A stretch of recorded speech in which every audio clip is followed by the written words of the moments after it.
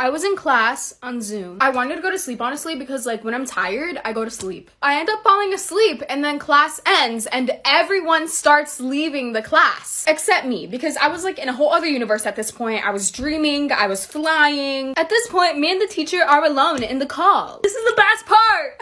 Then the teacher starts talking to me and he's like, Samantha, wake up.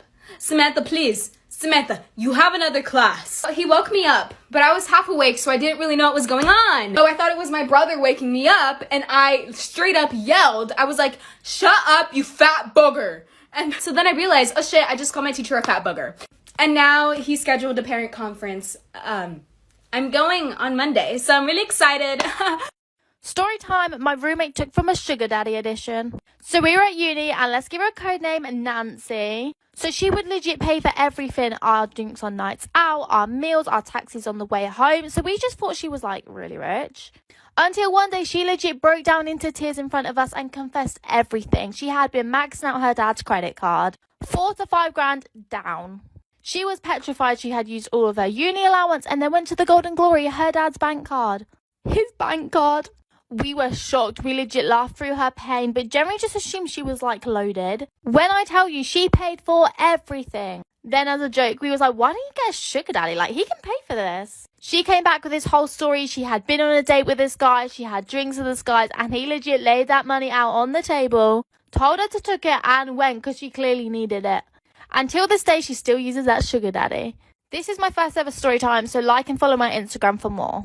So y'all, let me tell you about this conversation I had with one of my friends. I just couldn't believe it. Okay, so she came up with this really, really good idea. And I was like, yo, that's dope. You should do it. And she was like, I can't. I just looked on Instagram and saw that they already have that. I said, so why can't you do it? She was like, because it's already on Instagram. Somebody already did it. I said, okay, so why can't you do it? She said, because somebody already did it. I said, didn't Rihanna create Fenty like there wasn't MAC? Did she not create Savage Fenty like we didn't have Victoria's Secret and other lingerie stores? How many McDonald's and Burger Kings are across from each other like they don't sell the same food? How many beauty supplies is selling the same bundle on the same block? Okay, the market is oversaturated, but it don't have a you, baby. Like if God gave you the gift, your gift gonna pop differently from theirs. Everything you touch prospers, so if they did it first, it don't matter. Yours gonna be different because the market is missing a you. And she was like, oh, I never thought of it like that. Yeah, Rihanna wasn't thinking like that either. She just created because God gave her a gift. And now look, billionaire. You sleeping on your dreams, kid. You sleeping on your dreams. I get so mad when my best friends call themselves ugly because, like, girl, have you seen me? You think a bitch like me is gonna have ugly friends? Never. So you're good, babe, I promise. Keep your head up. This is why you should never try using a Ouija board. My friends and I decided to play with a Ouija board after work in our office and spoke to a girl named Quinn. She didn't say much but seemed friendly enough, but when I mentioned my girlfriend, she got super mad and protective of me. When it got to 2 a.m, we said goodbye to her, but about a week later, in the middle of the night, the office block that we worked in burnt down. It creeped us all out, so a week later we used the Ouija board again near a lake and asked for Quinn. When we got through to her, we asked if she started the fire, to which she responded, yes. About 2 weeks later, I was driving to my girlfriend's house with the board in the back of the truck. I didn't know it at the time, but my girlfriend was in fact cheating on me. But I guess Quinn knew because I lost control of the truck and flipped it upside down. When the cops arrived to make sure I was okay, they reminded me what road I was on. Route 666, Virginia.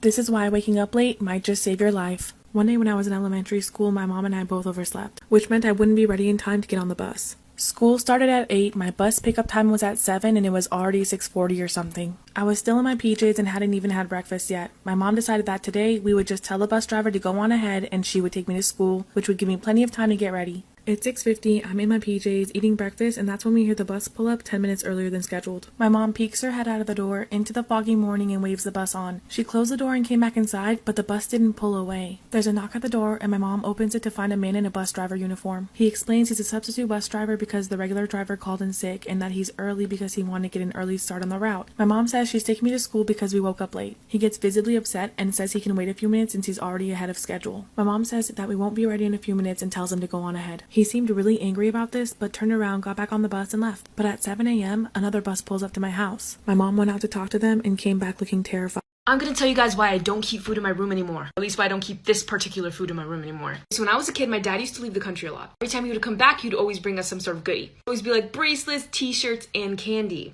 One time after a trip to, I think it was Dominican Republic, brought us back a bunch of lollipops. These are not normal lollipops like you're thinking in your head. These are these giant brown flat lollipops. Now, instead of eating them, me and my sister decided it would be best to hoard them. Yes, that's right, keep them in our room for as long as possible. For what purpose? I don't know. I think it was probably like, no, we can't eat them now. If something happens and we need them. Bruh. It's not every day that we got candy, apparently. So we kept them in our room. We kind of put them on display, up against the wall, right in between both of our beds, in this very room. This time I was about 6? My sister's about a year and a half older than me, so she was like 7, I guess. Now, these lollipops were given to both of us. They were displayed equally distanced between both of our beds, because they belonged to us both. I'm not really sure how this happened. But one night, me and my sister went to bed, but then my sister started tossing and turning. Calls out for my mom. My mom comes and she's like, what's wrong? Oh my God, I'm ready. One time, I was behind the register at Victoria's Secret.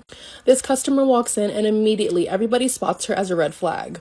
She's just picking up items, throwing them in her bag, not looking at sizes, not looking at colors. So everybody's like, Everyone's on their walkie like, watch this customer. She's coming to the fitting room. She's headed to the cash wrap. Somebody get her. Check her ID. Get her. Get her. She has a bag full of stuff. And guess who gets her at the register?